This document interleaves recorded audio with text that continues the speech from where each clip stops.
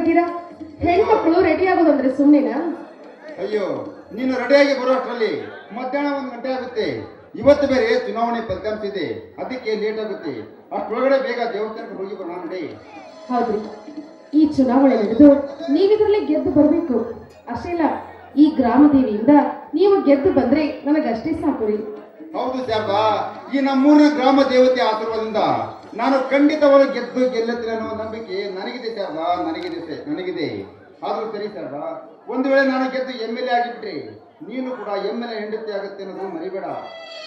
ನೋಡಿ, ನೀವು MLA ಆದ್ರೂ ಆಗಿ MP ನಾದ್ರೂ ಆಗಿ, ಆದ್ರೆ ಈ ಶಾರದಾ ಗಂಡ ಅನ್ನೋದನ್ನ ಮಾತ್ರ ಮರಿಬೇಡಿ. ಹಾಗಾದರೆ ಈಗಿನ ಹೊಟ್ಟೆಲಿರುವ ನಮ್ಮ ಮರಿಯ ಮೇಲೆ ಏನ್ ಹೇಳ್ತಾನೆ ಶಾರದಾ? ಏನ್ ಹೇಳ್ತಾನೆ ಅಂತ ನೀವೇ ಕೇಳ್ಬೋದಲ್ಲ. ಹಾ ಹೌದಾ, ಇರು. ಹಾಗಾದ್ರೆ ಅವನು ಏನ್ ಹೇಳ್ತಾನಂತ ಒಂದು ಸಾರಿ ಕೇಳಿ ನೋಡುತ್ತೇನೆ.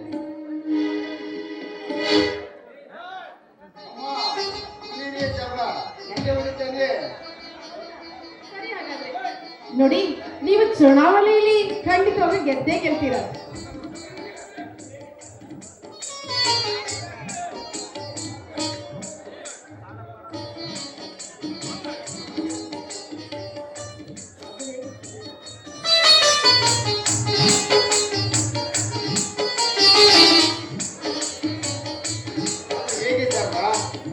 ನೋಡಿ, ಹೊಟ್ಟೆಲಿರೋ ಮಗು ದೇವರ ಸಮಾನ ಅಂತ ಹೇಳ್ತೇವೆ. ಅಂದಮೇಲೆ ಈ ನಮ್ಮ ಮಗ ನಿಮಗೆ ವಧೆ ರೂಪದಲ್ಲಿ ಬಹುಮಾನ ಕಾಣಿಕೆಯನ್ನು ಕೊಟ್ಟಿದ್ದಾನೆ. ಹೌದಾ? ಮತ್ತೆ ಈ ಮಗುವಿನ ತಾಯಿ ನನ್ನ ಮಗನಿಗೆ ಏನೋ ಗೆಲುವಿನ ಕಾಣಿಕೆ ಕೊಟ್ಟಿದ್ದಾನೆ ಅಂತ ಹೇಳ್ತೀಯ. ಮತ್ತೆ ಈ ಮಗುವಿನ ತಾಯಿ ತನ್ನ ಗಂಡನಿಗೆ ಗೆಲುವಿನ ಕಾಣಿಕೆ ಕೊಡ್ಬೇಕಲ್ಲ ಶಾರದಾ? ರೀ, ಏನ್ ಹೇಳ್ತಾ ಇದ್ದೀರಾ ನೀವು? ಹೋಗಿಪ್ಪ. ಹಾ, ಬಾರಿ ಏನೋ ಸ್ವರ್ಗದ ಹತ್ತಿರಿ ಕೊಡವೇ ನನಗೆ ಒಲವಿನ ಕಾಣಿಕೆ.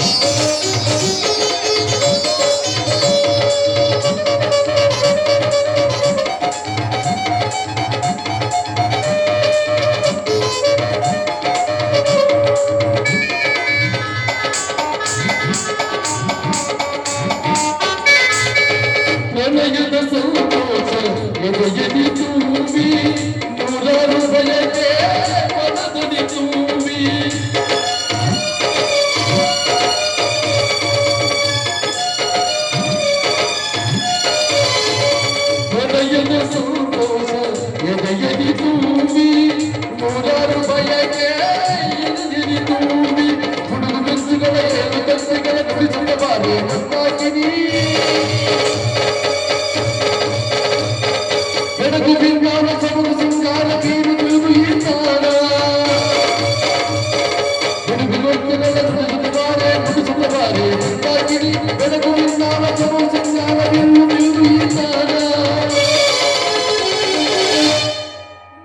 ಬಳಿ ಬಾರೆ ನವಸುಂದರಿ ಮನಸೋರೆ ಮನಮಂಜರಿ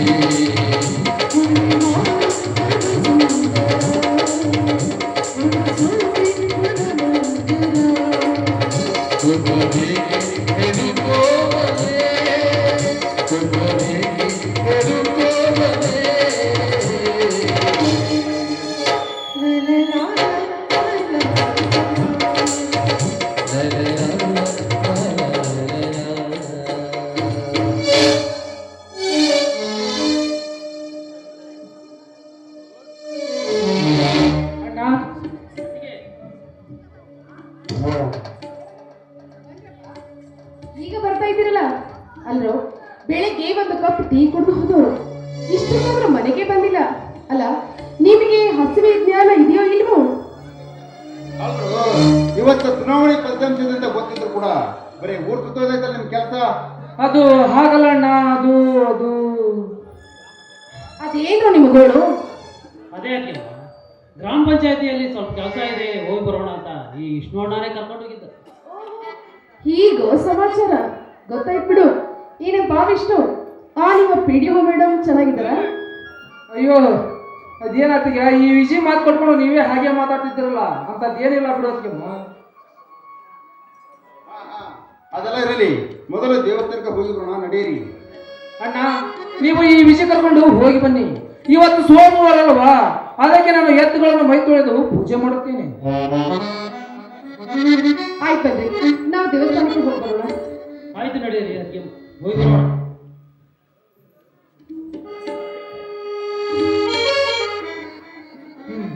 ಯಾವ ಜನ್ಮದ ಋಣಾನ ಬಂದವು.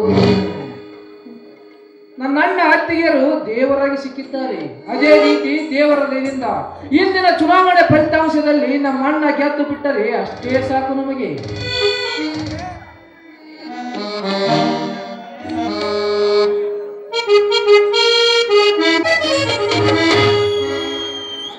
ವಿಷ್ಣು ಅಲ್ಲ, ಮನೇಲಿ ಯಾರು ಇಲ್ವೇ ಹಾಗಾದ್ರೆ? ಯಾರು ಯಾರವರು? ನಮ್ಮ ಕೈ ಖಾಲಿ ಇಲ್ಲ, ಮುಂದಿನ ಮನೆಗೆ ಹೋಗ್ರಿ. ಜೋ ನಿಮ್ಮ ಅಜ್ಜಿ, ನಾನು ಪ್ರಿಯಾ, ಬಾರ್ ಹೊರಗೆ. PDO ಪ್ರಿಯಾ ಮೇಡಮ್, ಏನ್ ದಿಢೀರ್ ಅಂತ ಬಂದ್ಬಿಟ್ಟಿದ್ಯಾ? ಏನ್ ಸಮಾಚಾರ? ಏನು ಅಲ್ಲ, ಮುಂದಿನ ಮನೆಗೆ ಹೋಗು ಅಂತ ಹೇಳ್ತಿದ್ಯಲ್ಲ, ನಾನೇನ್ ಭಿಕ್ಷುಕ ತರ ಕಾಣ್ತೀನ? ಅಯ್ಯೋ ತಪ್ಪಾಯ್ತು ಬಿಡು ಮಾರೈತಿ. ಈಗ ನೀ ಹಾಕ್ ಬಾ ದಾರಿಗೆ ಅಂತ ಬಂದೆ ದಾರಿಗೆ. ಹಾ ಇದೇನ ಪ್ರಿಯಾ, ಏನ್ ದಿಢೀರ್ ಅಂತ ಬಂದ್ಬಿಟ್ಟಿದ್ಯಾ? ಏನ್ ಸಮಾಚಾರ? ಏನೂ ಇಲ್ಲ, ಇವತ್ತೇ ಮಾವನವರ ಫಲಿತಾಂಶ ರಿಸಲ್ಟ್ ಇದೆಯಲ್ಲ, ಅದಕ್ಕೆ ಒಂದು ಹೊಸ ಸುದ್ದಿ, ಆ ಸುದ್ದಿ ಜೊತೆಗೆ ಇನ್ನೊಂದು ಹೊಸ ಸುದ್ದಿನ ಹೇಳೋಣ ಅಂತ ಬಂದೆ. ಏನು ಸಿಹಿ ಸುದ್ದಿನಾ? ಅದೇನಂತ ಹೇಳು ಪ್ರಿಯಾ. ಅದೇನು ಅಂತ ಹೇಳಿದ್ರೆ, ನಮ್ಮ ಮನೆಯಲ್ಲಿ ನನ್ನ ನಿಮ್ಮ ಇಬ್ಬರು ಮದುವೆಗೂ ಒಪ್ಪಿಗೆ ಕೊಟ್ಟಿದ್ದಾರೆ. ಅದೇ ಸುದ್ದಿನ ನಿನ್ಗೆ ಹೇಳೋಣ ಅಂತ ಬಂದೆ. ಏನು ನಮ್ಮ ಮದುವೆಗೆ ನಿಮ್ಮ ಮನೆಯಲ್ಲಿ ಒಪ್ಪಿಕೊಂಡಿದ್ದಾರ? ಸಂತೋಷ ಪ್ರಿಯಾ, ತುಂಬಾ ಸಂತೋಷವಾಗ್ತಾ ಇದೆ. ನಾವು ಅಂದುಕೊಂಡಂತೆ ನಮ್ಮ ಮದುವೆ ಹಿರಿಯರ ಸಮ್ಮುಖದಲ್ಲಿ ನಡೀತಿದೆಯಲ್ಲ, ನನಗೆ ತುಂಬಾ ಸಂತೋಷವಾಗ್ತಾ ಇದೆ. ಅದ್ ಸರಿ, ಮನೆಯಲ್ಲೆಲ್ಲ ಯಾರು ಕಾಣ್ತಾ ಇಲ್ಲ, ಅಕ್ಕ ಭಾವ ಇಲ್ಲ, ಅವರಿಬ್ಬರೆಲ್ಲ ಇದ್ದಾರೆ. ಅದೇ ಪ್ರಿಯಾ, ಇವತ್ತು ಎಲೆಕ್ಷನ್ ಫಲಿತಾಂಶ ಇದೆಯಲ್ಲ, ಅದಕ್ಕೆ ಎಲ್ಲರೂ ದೇವಸ್ಥಾನಕ್ಕೆ ಹೋಗಿದ್ದಾರೆ. ಏನು ದೇವಸ್ಥಾನಕ್ಕೆ ಹೋಗಿದ್ದಾರ? ಅಲ್ಲ, ಇಂಥ ಸಮಯದಲ್ಲಿ ಅವ್ರಿಬ್ಬರನ್ನ ದೇವಸ್ಥಾನಕ್ಕೆ ಕಳಿಸಿದ್ದಿಲ್ಲ, ನಿನಗೆ ಸ್ವಲ್ಪನಾದ್ರೂ ಬುದ್ಧಿ ಇದೆಯಾ? ಲೇ ಪ್ರಿಯಾ, ಅಷ್ಟೇಕೆ ಹೆದರುತ್ತಿರುವೆ? ಇದು ನಮ್ಮ ಕೊಣೆ, ನೀನು ಅಂದುಕೊಂಡಂತೆ ಅಂತದ್ ಏನು ನಡೆಯುವುದಿಲ್ಲ. ನೀನು ಸ್ವಲ್ಪ ಧೈರ್ಯವಾಗಿರು. ಹಾಗಲ್ಲ ವಿಷ್ಣು, ಆದ್ರೆ ಇದು ಮೋಸಕ್ಕೆ ಯಾಕೆ ಹೊಣೆ ಹೇಳು? ಅದು ಅಲ್ಲದೆ ಯಾಕೋ ನನ್ನ ಎದೆ ಒಂದೇ ದರ ಭಯದಿಂದ ಡವ ಅಂತ ಹೊಡ್ಕೊಳ್ತಾ ಇದೆ. ನಿಜವಾಗ್ಲೂ? ಯಾಕೆ ನಾನು ಸುಳ್ಳು ಹೇಳ್ತೀನ? ಬೇಕಾದ್ರೆ ನೀನೇ ನೋಡು. ಹಾ ಇರೋ, ಹಾಗಾದ್ರೆ ನಾನೇ ನೋಡ್ತೀನಿ. ಹೋಗ ನೀನು. ಇದೇನ ಪ್ರಿಯಾ, ವಿಷ್ಣು ವಿಷ್ಣು ಅಂತ ಪಡ್ಕೊಳ್ತಾ ಇದೆ? ಓ ಹೌದಾ, ನನಗೆ ಗೊತ್ತಿಲ್ಲ ನೋಡು. ನೋಡು ನಿನ್ ತಮಾಷೆ ಎಲ್ಲ ಸಾಕು, ಯಾವಾಗ ನೋಡ್ರು ನಿನ್ ಇದೇ ಆಯ್ತು. ಬಾರೇ ನನ್ನ ಪ್ರೀತಿಯ ಪ್ರಿಯಾಮಣಿ. ಗೀತಾಂಜಲಿ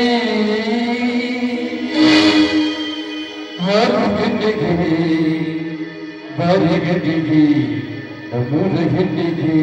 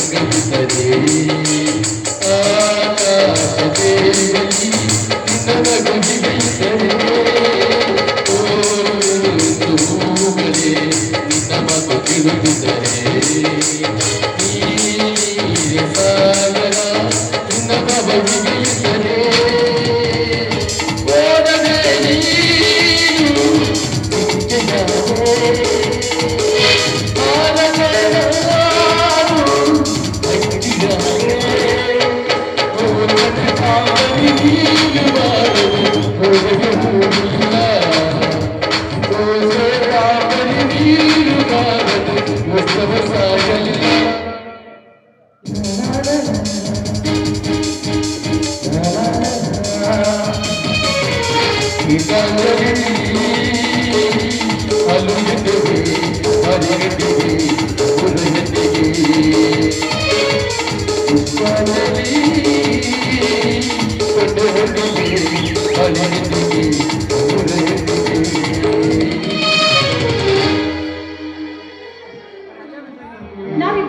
ಎಷ್ಟೇ ಕುಣಿತಾಡ್ತಿದ್ರು ನನ್ನ ಮನಸ್ಸು ಯಾಕೋ ತುಂಬಾ ಭಯ ಆಗ್ತಾ ಇದೆ.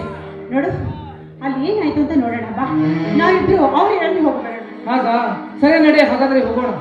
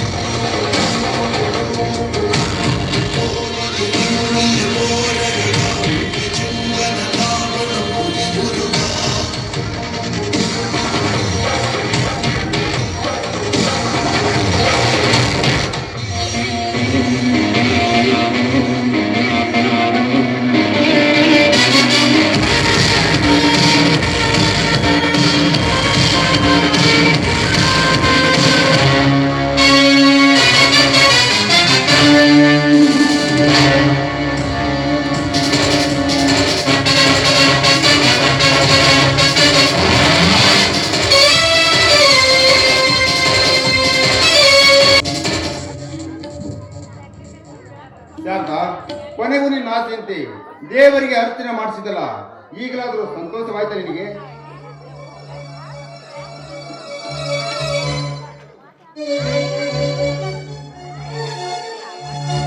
ಹೌದು, ನೀವು ಚುನಾವಣೆಯಲ್ಲಿ ಯಾವ ತೊಂದರೆ ಆಗದಂತೆ ನಡಿಬೇಕು ಅಂತ ಈ ದೇವರಲ್ಲಿ ಅರ್ಚನೆ ಮಾಡಿಸ್ತೀನಿ ಅಂತ ಬೇಡ್ಕೊಂಡಿದ್ದೆ. ಈಗ ಈ ಚುನಾವಣೆಯಲ್ಲಿ ಗೆದ್ದು ಬಂದ್ರೆ ಉರುಳು ಸೇವೆ ಮಾಡ್ತೀನಿ ಅಂತ ಹರಕೆ ಹೊತ್ಕೊಂಡಿದ್ದೀನಿ. ಅದಿಯಮ್ಮ, ಅಣ್ಣ ಖಂಡಿತವಾಗಲು ಗೆದ್ದೇ ಗೆಲ್ಲುತ್ತಾನೆ ಅಂದು ನಮ್ಮ ಇಡೀ ಊರಿಗೂರೇ ಹೇಳುತ್ತಿದೆ ಅಂದಾಗ ಅಣ್ಣ ಖಂಡಿತವಾಗಲು ಗೆದ್ದೇ ಗೆಲ್ಲುತ್ತಾನೆ ಬಿಡಿ ಅದಿಯಮ್ಮ. ಏಕೆಂದ್ರೆ ಈ ನಮ್ಮ ಅಣ್ಣನಿಗಿರುವ ಶಕ್ತಿನೇ ಅಂತದ್ದು. ಇರ್ಬೋದಪ್ಪ, ಆದ್ರೆ ನಮ್ಮ ಜೊತೆ ನಿಂತ್ಕೊಂಡು ನಮಗೆ ಮೋಸ ಮಾಡುವಂತ ಜನ ಇದ್ದಾರೆ. ಇನ್ನು ಅಧಿಕಾರದ ಆಸೆಗಾಗಿ ಬೆನ್ನಿಗೆ ಚೂರಿ ಹಾಕುವಂತ ಕೆಟ್ಟ ಜನರು ತುಂಬಿಕೊಂಡಿದ್ದಾರೆ ಈ ಜಗತ್ತಿನಲ್ಲಿ.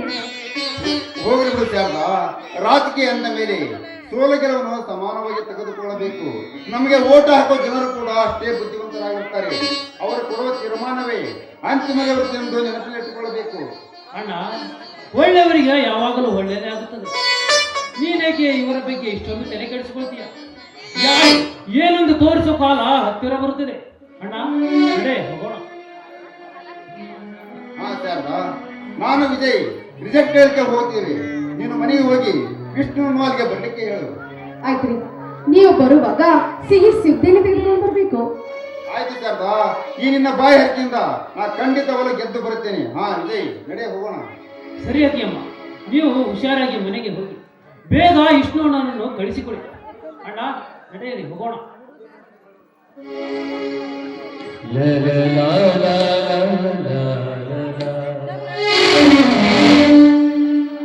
ಅಮ್ಮ, ಗ್ರಾಮದಲ್ಲಿ ನನ್ನ ಪತಿ ಈ ಚುನಾವಣೆಯಲ್ಲಿ ಜಯಶಾಲಿಯಾಗಿ ಬರುವಂತೆ ನೋಡಿಕೊಳ್ಳೋ ಭಾರ ನಿನ್ನನ್ನೇ ಸೇರಿದೆ ಅಮ್ಮ, ನಿನ್ನನ್ನೇ ಸೇರಿದೆ.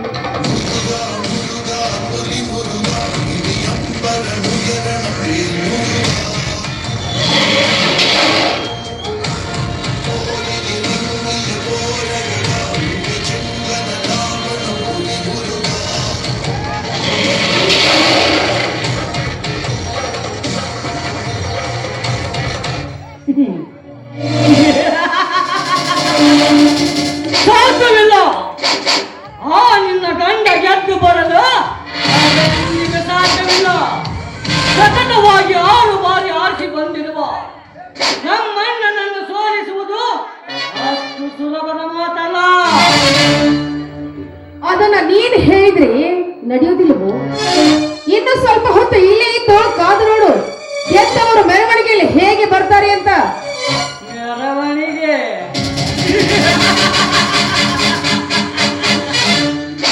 ಶಾರದಾ, ನೀನು ಹೇಳುವ ಹಾಗೆ ಆ ನಿನ್ನ ಗಂಡ ಗೆದ್ದು ಬಂದು ಸಂತೋಷದಿಂದ ಬೀಗುತ್ತಿರುವಾಗ ಅದೇ ಕ್ಷಣವೇ ಬಿಕ್ಕಿ ಬಿಕ್ಕಿ ಅದ್ದು ನಾನು ರಾಜಕೀಯಕ್ಕೆ ಬಂದಿದ್ದೆ ತಪ್ಪಾಯ್ತು ಎಂದು ಹೇಳುವ ಹಾಗೆ ಮಾಡದಿದ್ದರೆ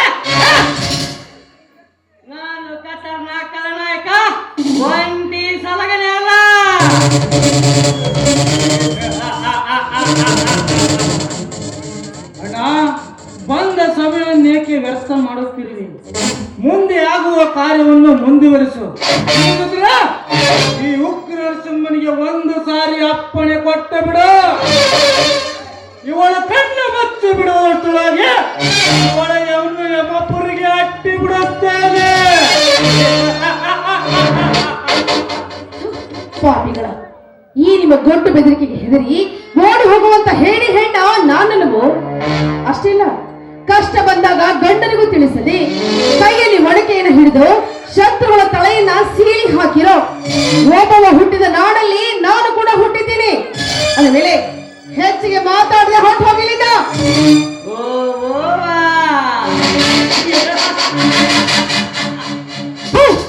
ಸಾಕು, ಬಾಯಿ ಮುಚ್ಚದೆ.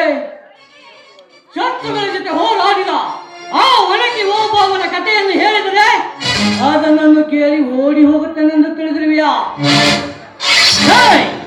ಅದೇ ಓಬವ್ವನ ಕಥೆಯಲ್ಲಿ, ಮುಂದಿನ ಕಥೆಯಲ್ಲಿ ಶತ್ರುಗಳ ಚಾಕುವಿನಿಂದ ಹೊಟ್ಟೆಯನ್ನು ಹರಿದಾಕಿ ರಕ್ತದ ಮಡಿಲಿನಲ್ಲಿ ಬಿದ್ದು ಒದ್ದಾಡಿರುವುದನ್ನು ನಾನು ನಿನಗೆ ತೋರಿಸುತ್ತೇನೆ. ಅಣ್ಣ, ಇವಳು ಹೇಳುವ ಕಥೆಯನ್ನು ಕೇಳಿಕೊಂಡು ಸಮಯವನ್ನು ವ್ಯರ್ಥ ಮಾಡಬೇಡ. ಸುಮ್ಮನೆ ಇವಳ ಹೊಟ್ಟೆಯನ್ನು ಬಗದ ಹಾಕಣ್ಣ, ಇವಳ ಹೊಟ್ಟೆಯನ್ನು ಬಗದ ಹಾಕ. ಶಾರದಾ, ಈ ನಿನ್ನ ಮುಖದಲ್ಲಿ ಭಯ ಎದ್ದು ಕಾಣುತ್ತದೆ ಎಂದರೆ ನಿನ್ನ ಸಾವು ಸಮೀಪಿಸುತ್ತದೆ ಎಂದರ್ಥ. ಸಲೀಸಾಗಿ ಕಲಿಸಿಕೊಡುತ್ತೇನೆ, ನಿಶ್ಚಿಂತೆಯಿಂದ ಹೋಗಿ ಬಾ. ದಯವಿಟ್ಟು ಕೈ ಮುಗಿದು ಬೇಡಿಕೊಳ್ತೀನಿ, ನನ್ನೇನು ಮಾಡಬೇಡಿ, ನನ್ನ ಬಿಟ್ಬಿಡಿ. ಓ ಭಯ, ಈ ನಿನ್ನ ಮುಖದಲ್ಲಿ ಭಯ ಎದ್ದು ಕಾಣಿಸುತ್ತದೆ ಅಂದರೆ ಸಾವು ಸಮೀಪಿಸುತ್ತದೆ ಎಂದರ್ಥ. ನೋಡಿ, ನಾನು ಸಾಯ್ತೀನಿ ಅಂತ ನನಗೀಗ ಭಯವಾಗ್ತಾ ಇಲ್ಲ. ಆದ್ರೆ ದಯವಿಟ್ಟು ನನ್ನ ಹೊಟ್ಟೆಲಿರೋ ಮಗುವನ್ನ ಮಾತ್ರ ಸಾಯಿಸ್ಬೇಡಿ. ಲೇ ದಂಡಿ, ಗಂಡನಿಗೋಸ್ಕರ ತಾನು ಹೆತ್ತ ಮಗನನ್ನು ಬಲಿ ಕೊಟ್ಟ ಆ ಕಡ್ಲಿ ಮಟ್ಟಿ ಕಾಶಿಬಾಯಿಯ ಕತೆ ನೀನು ಕೇಳಿಲ್ಲವೇ? ಅದ ಗಂಡನಿಗೋಸ್ಕರ ಏನೇನೋ ತ್ಯಾಗ ಮಾಡಿದ ಪತಿಯರತೆ ಶಿರೋಮಣಿಯರು ಇರುವಾಗ ನೀನೇಕೆ ಸಾವಿಗೆ ಭಯ ಪಟ್ಟುಕೊಳ್ಳುತ್ತಿರುವೆ? ನೋಡು, ನಮ್ಮನ್ನು ಎದುರು ಹಾಕಿಕೊಂಡ ಆ ನಿಮ್ಮ ಮನೆತನವನ್ನು ಸರ್ವನಾಶ ಮಾಡಿ ನಿಮ್ಮ ವಂಶದ ಹೆಸರನ್ನು ಹೇಳಲು ಕೂಡ ಒಂದೇ ಒಂದು ಸಣ್ಣ ಕುಡಿಯನ್ನು ಬಿಡದೆ ನಿಮ್ಮನ್ನೆಲ್ಲ ಯಮಲೋಕಕ್ಕೆ ಅಟ್ಟಿ ನಮ್ಮ ಸ್ಥಾನವನ್ನು ಗಟ್ಟಿಪಡಿಸಿಕೊಳ್ಳುವುದೇ ಈ ಸಲಗನ ಉದ್ದೇಶ.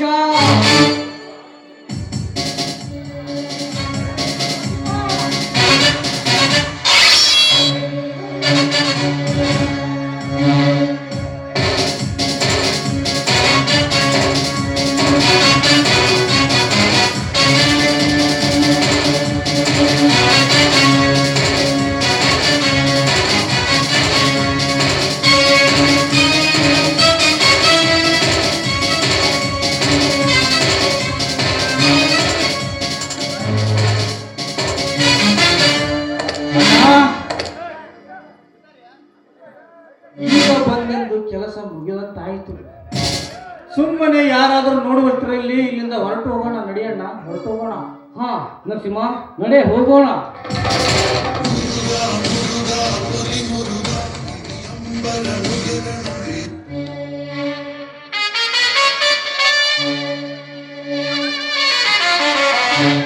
ದೇವ, ನಾನೇನು ಪಾಪ ಮಾಡಿದ್ದೆ ಅಂತ ಕೊನೆಗೂ ನನಗಿಂತ ಶಿಕ್ಷೆಯನ್ನು ವಿಧಿಸಿದೆ ತಂದೆ. ಕಲ ಏನಿನ ತಾಯಿಯನ್ನ ಕ್ಷಮಿಸ್ಬಿಡಪ್ಪ. ನಿನ್ನ ಉಳಿಸ್ಕೊಳ್ಳುವಂತ ಪುಣ್ಯವನ್ನ ನಾನು ಪಡೆದುಕೊಂಡು ಬರಲಿಲ್ಲ ಕಂದ. ನನಗೆ ಏನ್ ಮಾಡ್ಲಿ? ಇಲ್ಲ, ಈ ವಿಷಯವನ್ನ ನನ್ನ ಗಂಡ ಹಾಗೂ ಮೈದುನರಿಗೆ ನನಗೆ ತಿಳಿಸ್ಲೇಬೇಕು. ಅಯ್ಯೋ ಅಮ್ಮ!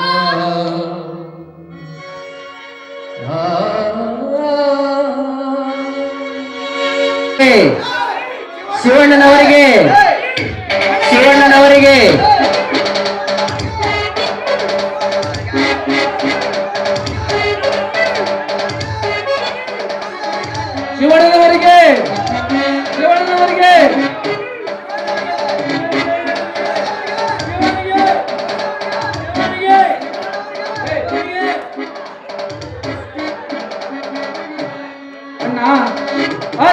ಆಸೆಯಂತೆ ಕೊನೆಗೂ ನಾವೇ ಗೆದ್ದು ಬಿಟ್ಟೆವು. ಈ ವಿಷಯ ಏನಾದರೂ ಅತ್ತಿಗೆ ಮನೆಗೆ ಗೊತ್ತಾದರೆ ಅದೆಷ್ಟು ಸಂತೋಷ ಪಡುತ್ತಾಳೋ ಏನೋ. ಹೌದಣ್ಣ, ನಾವೆಲ್ಲರೂ ಈಗ ಮನೆಗೆ ಹೋಗಿ ಅತ್ತಿಗೆ ಅಮ್ಮನಿಗೆ ವಿಷಯವನ್ನು ತಿಳಿಸಿ ನಂತರ ಅವಳನ್ನು ನಮ್ಮ ಜೊತೆ ಕರೆದುಕೊಂಡು ಊರಲ್ಲಿ ಮ್ಯಾಣಿಗೆ ಮಾಡಿದ್ರಾಯ್ತು. ನಡೆಯೋಣ, ಮನೆಗೆ ಹೋಗೋಣ. ಹಾ ಆಯ್ತು, ನಡೆಯುತ್ತೆ. ಎಲ್ಲರೂ ಮೊದಲು ಮನೆಗೆ ಹೋಗೋಣ.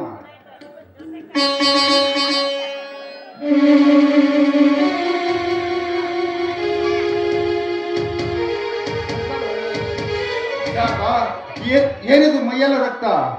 ಏನಾಗಿದೆ ಶಾರದಾ? ಏನಾಗಿದೆ ನಿನಗೆ? ಅತ್ತಿಗೆ ಯಾಕಮ್ಮ, ಏನಾಯ್ತು? ಅದು ಏನಾಯ್ತು ಅಂದ್ರೆ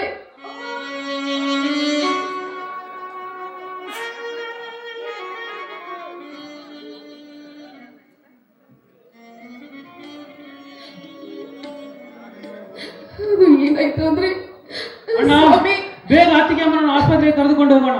ನಡೆಯಿರಿ ಅಣ್ಣ, ನಡೆಯಿರಿ.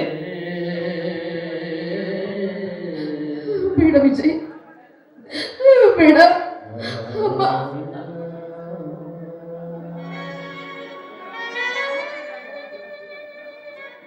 ಇಲ್ಲ ಪ್ರಿಯ, ನೀನೇನೇ ಮಾಡಿದ್ರು ನಾನೀಗ ಬದುಕುವ ಸ್ಥಿತಿಯಲ್ಲಿ ಇಲ್ಲ ರೀ. ನೀವು ಗೆದ್ದು ಬಂದಿದ್ದೀರಿ ತಾನೆ?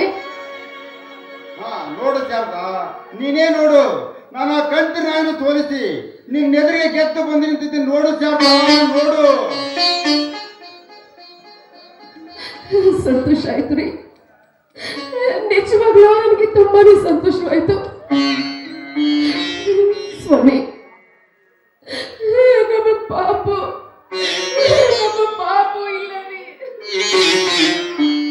ಅತ್ತಿಗೆಮ್ಮ, ಅತ್ತಿಗೆಮ್ಮ, ನಿಮಗೆ ಈ ರೀತಿ ಮಾಡಿದ ಆ ಪಾಪಿ ಯಾರೆಂದು ಹೇಳು ಅತ್ತಿಗೆಮ್ಮ, ಹೇಳು.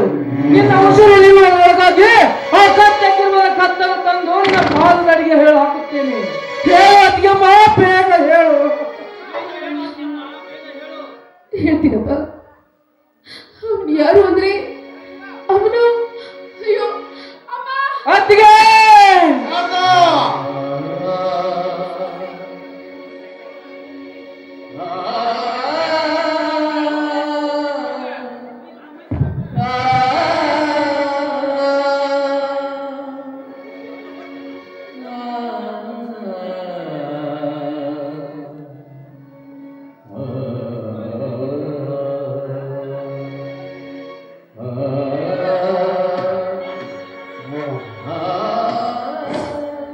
ಅತ್ತಿಗೆ ಯಾಕಮ್ಮ, ಏನಾಯ್ತಂದು ಹೇಳು ಅತ್ತಿಗೆಮ್ಮ, ಬಾಯ್ ಬಿಟ್ಟು ಬೇಗ ಹೇಳು.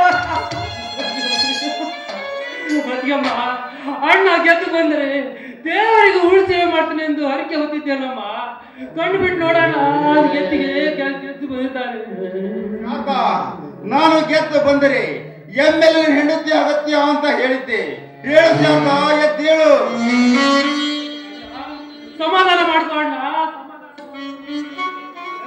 ಅತ್ತಿಗೆ ಹೇಳು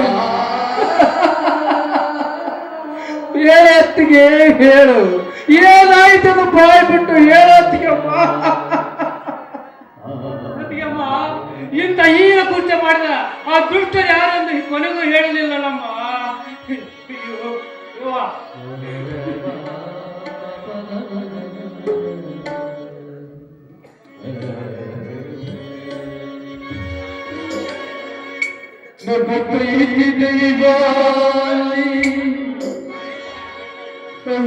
ಅತ್ತಿಗೆಮ್ಮ, ಅತ್ತಿಗೆಮ್ಮ,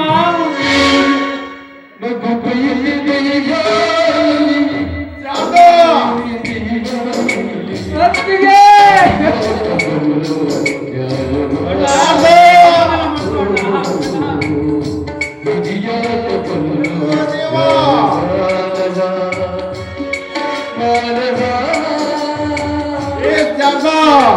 ಎದ್ದೇಳು ಶಾರದಾ, ಎದ್ದೇಳು. ಅತ್ತಿಗೆ